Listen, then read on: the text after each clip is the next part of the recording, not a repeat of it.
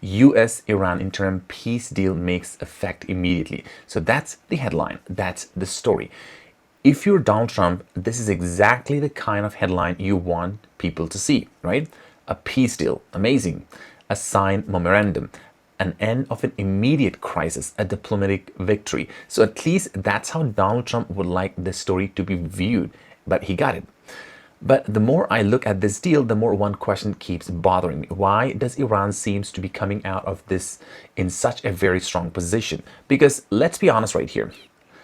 Just a short time ago, the situation looked completely different. Iran was under enormous pressure. Iran's infrastructure had suffered a lot of damage. Iran's economy was struggling, absolutely struggling. Iran was dealing with sanctions. Iran's oil export faced restrictions. America appeared to have the leverage. Now, Donald Trump appeared to have the stronger negotiations position. So if America had the leverage and if Donald Trump was negotiating from strength, why are so many of the benefits appearing to flow towards Iran? So that's the real question right here. It's becoming the biggest talking point surrounding this agreement. Now, here's something else that's very interesting. Pay attention to this. The notification doesn't say final peace treaty. It doesn't say permanent agreement.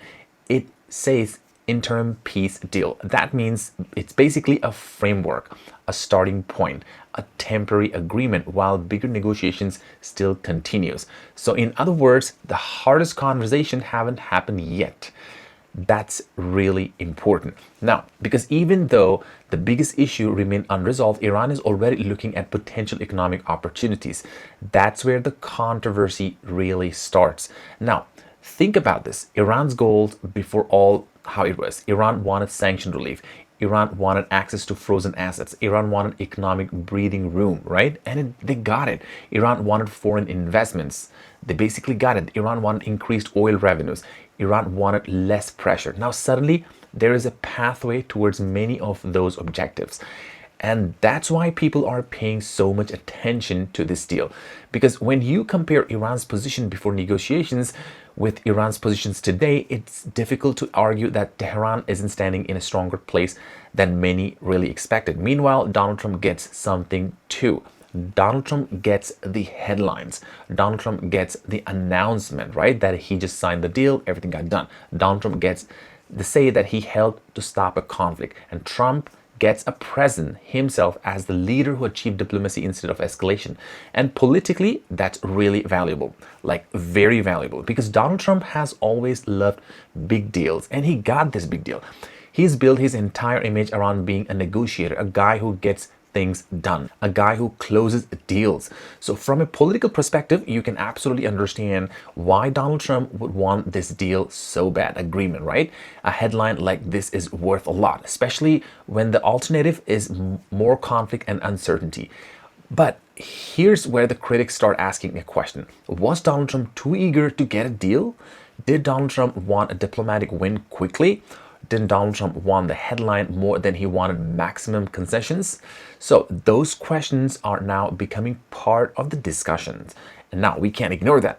But whether they're fair or not, they're going away. They're not going away, because when people look at the agreement, they see Iran moving closer to many of its longer term goals in a very positive side. That's why so many analysts keep coming back to the same point. The military conflict and the negotiations are two absolutely different things.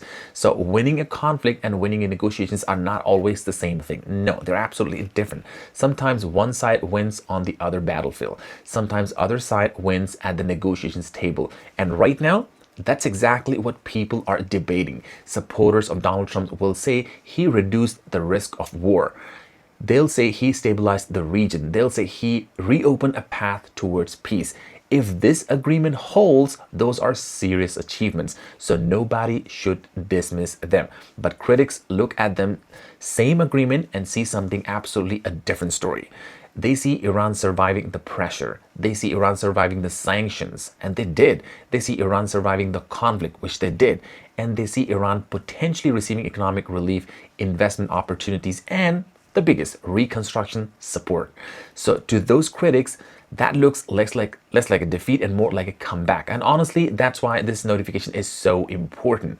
Because this isn't just a peace deal story. This is a story about entire big leverage. This is a story about the negotiations. This is a story about who get closer to their objectives. At the end of the day, countries don't just success based on the headlines. Trust me, they don't. They judge success based on the results. That's where the debate gets really weird and interesting. Donald Trump gets the peace headline, and he got it. Donald Trump gets the diplomatic victory. He got it. Donald Trump gets an image of being a deal maker. He did it. He nailed it. But Iran appears to be getting something even more valuable, a pathway towards the economic recovery, a pathway towards reduced pressure, a pathway towards rebuilding, reconstructing. And that's why one question keeps coming back no matter how you look at the story. So did Donald Trump win the headline while Iran won the negotiations? Because based on every single thing we know right now, that exactly how many people are starting to see it. And that's why this agreement could end up being remembered one of the most debated foreign policy deal of Donald Trump's presidency, right? And think on the other hand, Iran was absolutely on a different position in February, and right now it's in a position trying to make a deal with everyone from all around the world. So the story is basically different. The Strait of Hormuz was open before February, and during the war it got blocked, closed, and now they open. But again, basically they might be charging fees for that. So basically, more on the Iran side, they are in advantage. So thank you for watching. If you like the breakdown, you can subscribe for more and more videos.